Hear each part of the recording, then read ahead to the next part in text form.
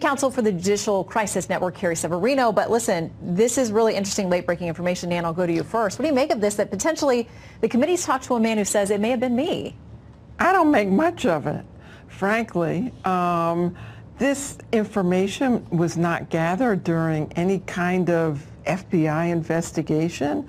I assume it was Republican senators on the phone with someone.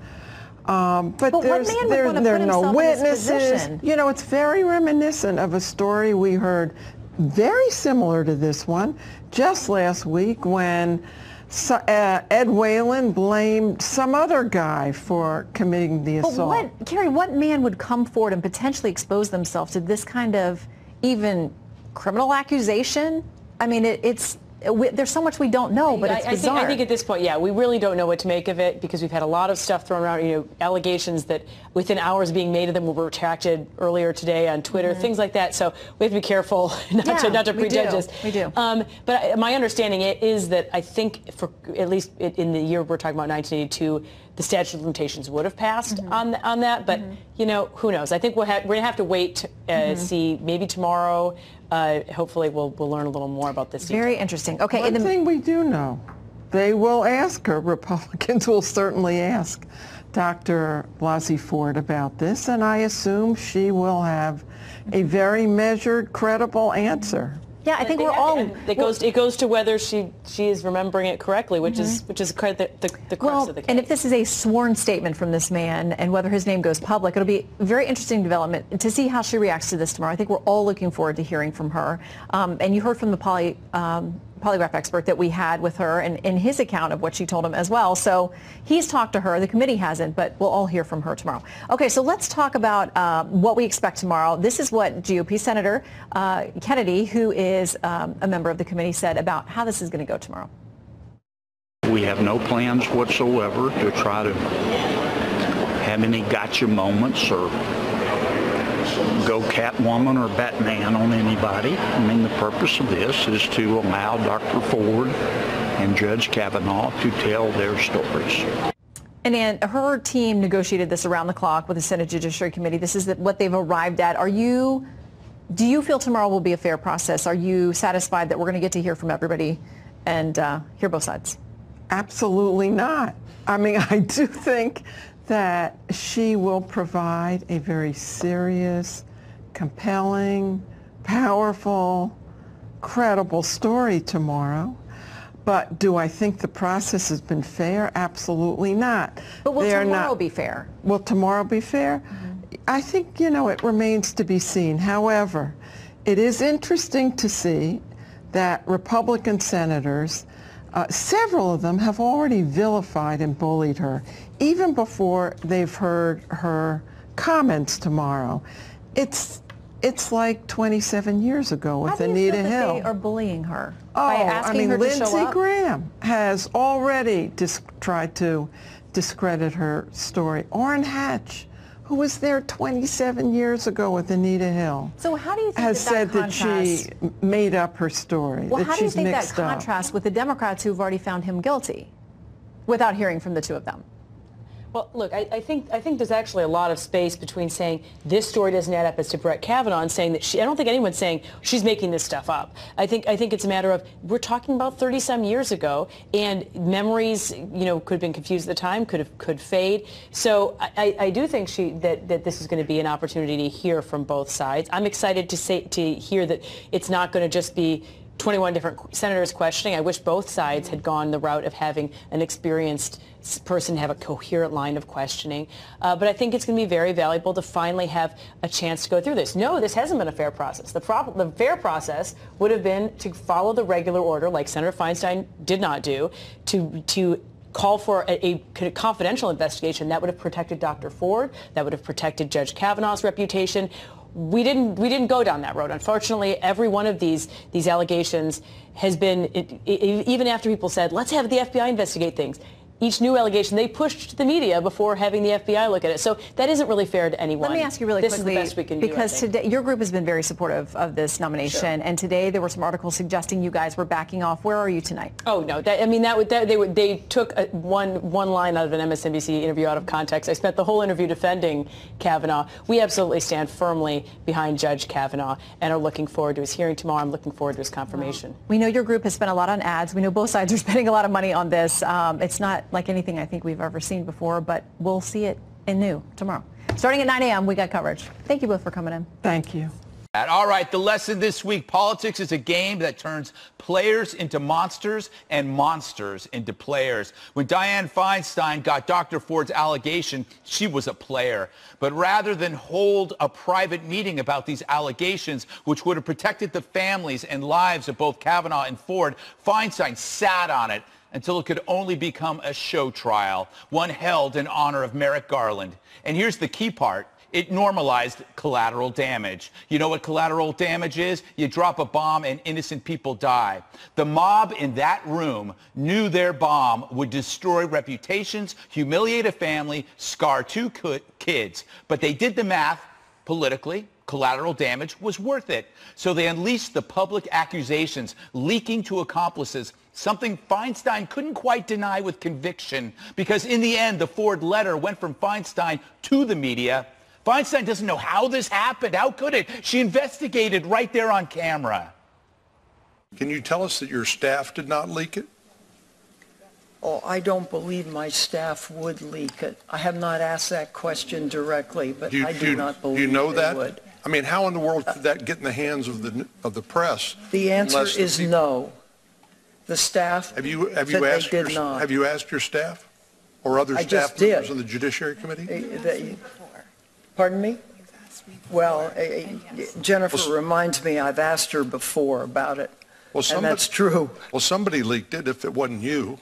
Well, it was, I'm telling you, it was not, I did not. Oh, embarrassing. Call it a mystery, call it transubstantiation, but for sure it was a miracle, one that created a hell no one would want to endure. Happily for Feinstein and friends, the target still entered the Coliseum. This is way bigger than he said, she said. This is we said. Due process replaced by political vigilantes. Presumption of innocence be damned. Yesterday we saw a mob seeking payback, tribalism, trumping institutions and common sense. A female victim gets used. A wife, mother, and daughter are wounded, perhaps permanently. America gets sick, while Feinstein holds a pitchfork and says, "Who, me?" Good.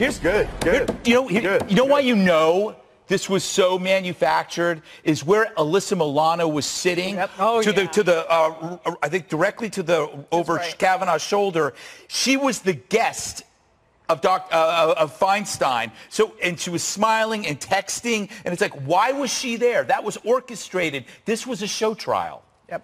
A show trial that had the intended effect. Yes. Look where we are today. Mm-hmm. You had a situation where when Kavanaugh came back off the ropes, someone talked to him at lunchtime after Dr. Ford's testimony and said, "Listen, dude, you want this job? You get out there and you fight for this job." Yeah. He got up, using that boxing analogy. He went back out there and he swung and he did it. He had the momentum. He got back on top. He was cruising toward that nomination. Then Jeff Flake happened. Right. And I'm a University of Arizona Bear Down graduate. Jeff Flake happened. Oh, yeah, Bear Down. So Jeff Flake happened. And for anyone, as a former activist attorney myself, if you think that those noisy demonstrators have no impact other than making a nuisance of themselves, you should talk to the two ladies who confronted Jeff Flake in that elevator. They made history. They made him. He's not. It doesn't seem like the strongest rod in the shed anyway. He collapsed.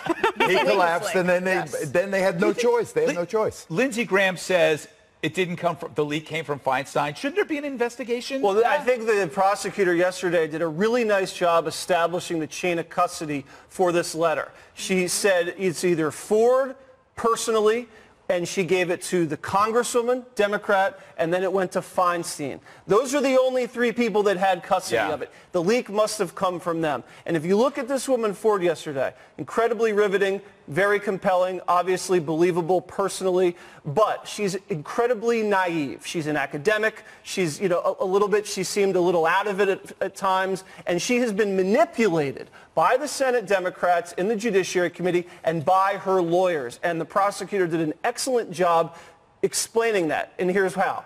The whole flying thing, afraid of flying, that was manufactured. They showed that she goes to Hawaii. She goes all over the country. She had just flown back and forth across the East and West Coast, so that was a lie.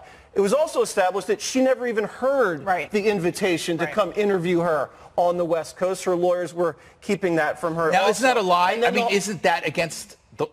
Isn't the truth? Against the truth? Well, no, and couldn't the lawyers be in trouble for withholding? Yeah, I mean, you don't have to tell your client everything. Geraldo would know more, but it seemed like she had no idea that that offer was proffered. And then the polygraph was very bizarre that they did it on the same day she had gone to her mother's funeral. But then she couldn't they won't release any of the audio and the video from the polygraph. And the sex crimes prosecutor, again, made a great point at the very end in closing and said, this is not how you treat a true victim of sexual assault. Go back you give to her a forensic interview, and you don't polygraph her up and lawyer her up and then parade her out on national television. These people, like you said in the monologue, liked watching Ford being tortured, liked watching Kavanaugh being tortured. It was sadistic what they did to these people. It was all of those things, but it was also premeditated. Yeah. You don't have to be guessing around. The Democrats, I come back to this point, the Democrats, which represent the pro-choice forces in this country,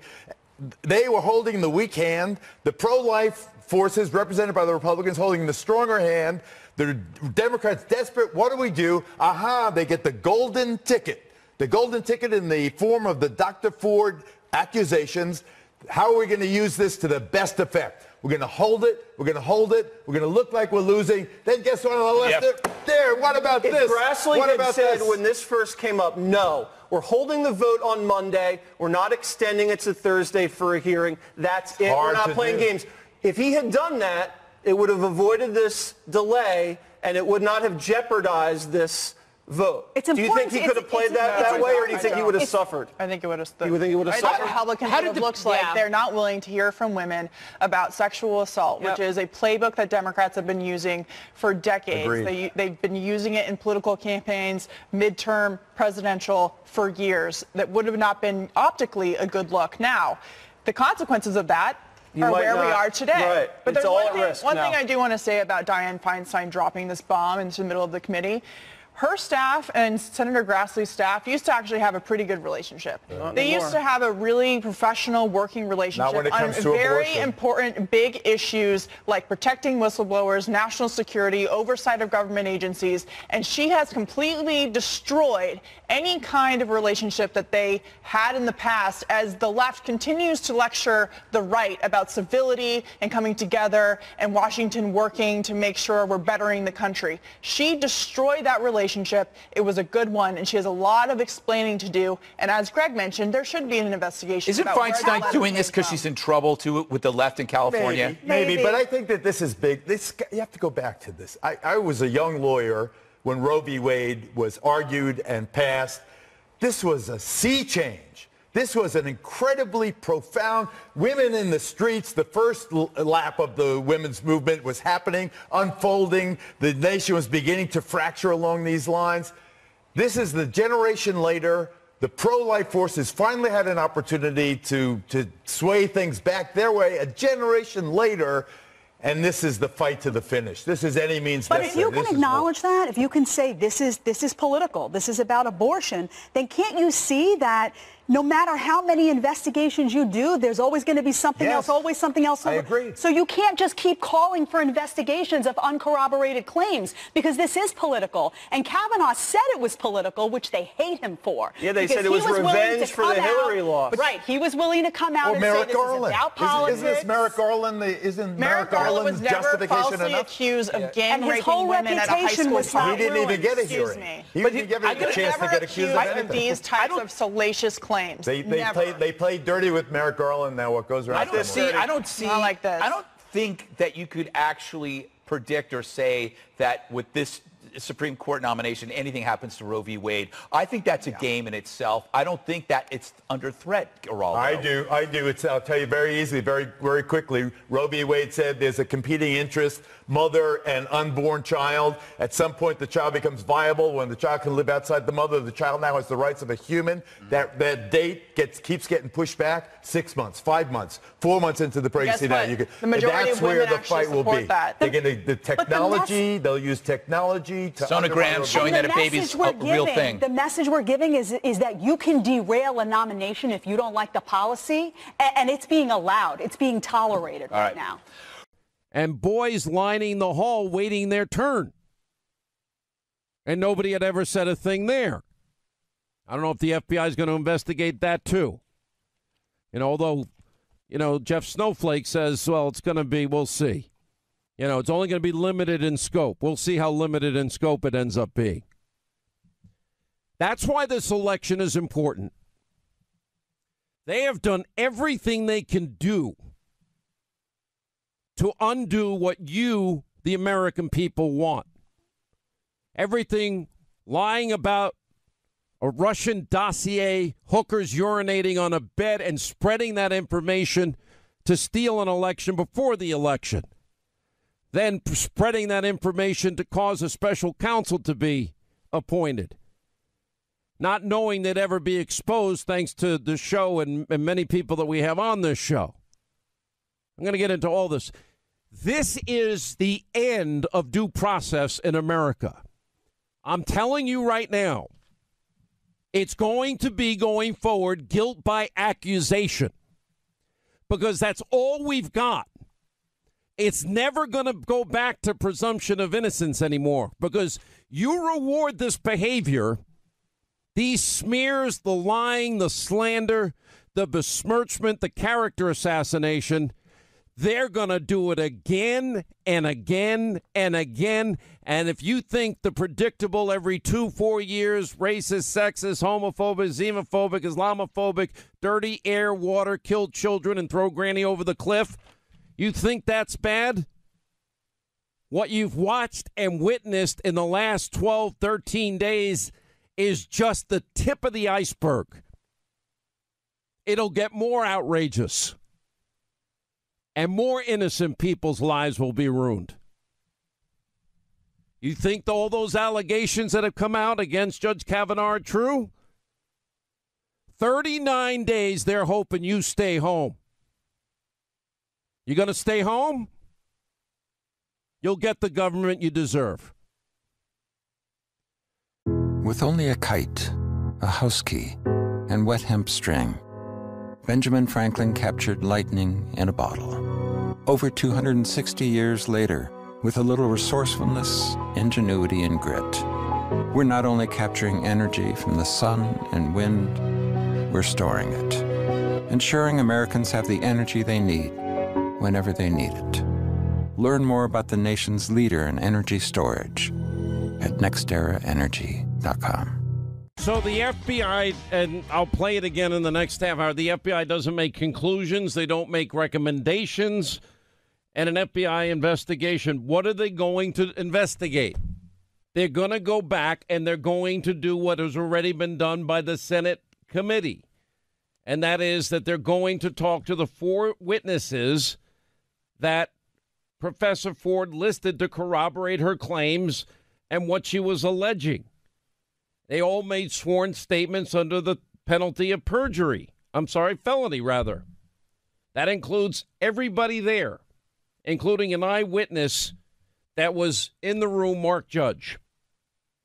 If you review everything she claims from 36 years ago, there is nothing new unless somebody wants to admit that they committed a felony. That is the only way possible that something can change with the 1-week pause. And that is what is infuriating to me. And everybody knows it. And if this all stands and the Democrats do what I suspect, you're going to be hearing a lot more next week. Just put your money down on it. Then they get to now make more accusations. We need more weeks. And then it's all guilt by accusation. No presumption of innocence or due process. It's dead. I have been speaking with a number of people on the other side. We've had conversations ongoing for a while with regard to making sure that we do due diligence here. And I think it would be proper to delay the floor vote for up to, but not more than 1 week, in order to let the FBI continue to do an investigation limited in time and scope to the current allegations that are there, and limited in time to no more than 1 week. And I will vote to advance the bill to the floor with that understanding. And I've spoken to a few other members who, on my side of the aisle, that may be supportive as well. But that's my position. I think that that we ought to do what we can to make sure that we do all due diligence with a nomination this important. And I want to say that this committee has acted properly, and the chairman has bent over backwards to do investigations from this committee and to delay this vote in this committee for a week so that that Ms. Ford, Dr. Ford, could be heard, and she was yesterday. So that's with that agreement, I will vote to advance the bill to the floor. I don't know if this is going to continue onward or are we going to get a vote, but again, I'm here, so I'm not out there watching because I can't be. Out of great respect, although maybe we'll go watch together. Okay, we'll watch together. But I think it will work out very well for the country. I just want it to work out well for the country. If that happens, I'm happy. Have you thought at all about a replacement for Judge Kavanaugh? Not even a little bit. Not even a little bit. What's your message to Murkowski and his colleagues? I have no message. I mean, they have to do what they think is right. There's no message whatsoever. They have to do what they think is right. They have to be comfortable with themselves, and I'm sure that's what they are. Would you be willing to reopen the background investigation into Kavanaugh? I'm going to rely on all of the people, including Senator Grassley, who's doing a very good job. That'll be a decision that they're going to make, and I suspect they'll be making some decision soon, whether to take a vote or to do whatever else they want to do. I will be totally reliant on what Senator Grassley and the group decides to do. Are you going to talk about Venezuela today? We're going to talk about Venezuela. I was waiting for that question. We will be discussing Venezuela, among many other things. All right, that was the president responding to events from earlier today. Jeff Flake out of nowhere after saying that he would support, and they did advance in the Senate Judiciary Committee along a party line vote to send the nomination of Judge Kavanaugh to the full Senate. But as you heard, Jeff Flake has said, well, I'm doing it, but I want this. And that's not how it works. It's going to be Mitch McConnell who ultimately decides whether or not there's going to be a 1-week FBI investigation. But I just want to step back from the process here and just remind you, reviewing the charges of Professor Ford. She made in July, of course, early July, and then later July to Dianne Feinstein, dating back 36 years. And I've said, and everybody else, I think, has wanted Professor Ford to be heard because the allegations are so serious, and she was. And we heard from Judge Kavanaugh also yesterday. In the case of, just to recap, that there are a lot of issues as it relates to, well, Professor Ford didn't remember where the incident happened. We know that. She didn't remember a date, a day of the week, a location, how she got to or from the party that had or the alleged crime had taken place. She had mentioned 4 names, all 4 witnesses listed that were to corroborate her claims, deny what she was alleging from 36 years ago. All 4 people in sworn statements under the penalty of felony. Under the penalty of felony. Have put their statements down. Mark Judge is in the room and he has no recollection of any such thing like this ever happening. And one of Professor Ford's best friends has said, simply put, Leland Kaiser, Her lawyer put out a statement. She does not know Mr. Kavanaugh, has no recollection of ever being at a party or at a